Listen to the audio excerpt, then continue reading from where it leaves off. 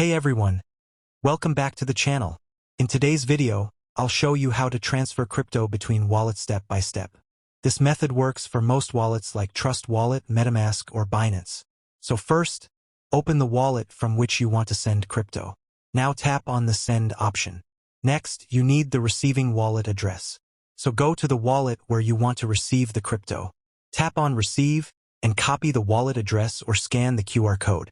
Now go back to your sending wallet and paste the address carefully. Make sure the network is correct. For example, if you're sending USDT, choose the same network like ERC20, TRC20, or BP20 on both sides. Now enter the amount you want to send. Before confirming, always double-check the wallet address and network because crypto transactions cannot be reversed. Now tap on Send or Confirm. You may be asked to enter a PIN, password, or biometric verification. After confirming, your transaction will be processed. You can track the status in the transaction history or using a blockchain explorer. Depending on the network, the transfer may take a few seconds to a few minutes. And that's it.